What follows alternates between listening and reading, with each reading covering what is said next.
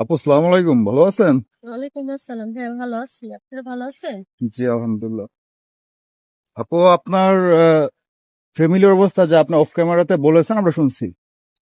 তো আপনি যে আমাদের এখানে আসছেন বিয়ের জন্য, আপনি চাইলে তো আপনার এমন কোন আত্মীয় স্বজন যেমন পাড়া প্রতিবেশী যারা আছে, চাচতো ভাই, জেঠাতো ভাই বা ফুফাতো ভাই, মামাতো ভাই, ওরা তো বিয়ের জন্য বলে।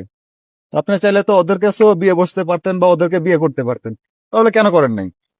করিনি, আসলে আমি চাচ্ছি না আমাদের আত্মীয়র মধ্যে বিয়ে শাদী করতে। আমি চাচ্ছি বাইরে আত্মীয় করতে, যে একটা আত্মীয় বাড়ি। এই জন্য আমার আত্মীয়র মধ্যে বিয়ে শাদী দিতে চাচ্ছে না আমার মা। আচ্ছা, আপনি দেখতে শুনতে তো মাশাল্লাহ সুন্দরী আছেন। তো আপনার স্কুল ফ্রেন্ডের মধ্যে তো দেখা গেছে বর্তমান সময় অনেকে রিলেশন করে, বিয়ে শাদী করে। হুম। আপনি তো তাও করতে পারতেন, এই হ্যাঁ, জায়গায় আসা এখন লাগতো না। হ্যাঁ জানি অনেকজনই আমারে পছন্দ করে, অফার দেয়, কিন্তু আসলে এখনকার ভালোবাসা ওটা রিয়েল না, হুম। ফেক। এই জন্য আমি কাউকে বিশ্বাস করি না। যে আমি ওদের সাথে রিলেশন করে বিয়ে শাদী করবো, তারপর যদি হঠাৎ মাঝ হ্যাঁ, রাস্তায় ওনারা ছেড়ে দেয়, আমাদেরকে হাত ছেড়ে ছেড়ে দেয়। দেয় হ্যাঁ। বা চলে যায়, আমার কয় মাস সংসার করলো, হুম। পরে ফালাই থেকে গেলে আমি কি করবো? হ্যাঁ এই জন্য হ্যাঁ। আমি বিয়ে যাক, বসতে চাই না। আলহামদুলিল্লাহ।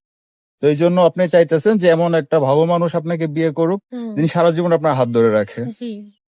ঠিক আছে, আমরা ইনশাল্লাহ চেষ্টা করবো আপনাকে ওইরকম একটা মানুষের সাথে সম্পর্ক করে দেওয়ার জন্য, বিয়ে শাদী দেওয়ার জন্য। আপনার কোনো চাওয়া পাওয়া আছে?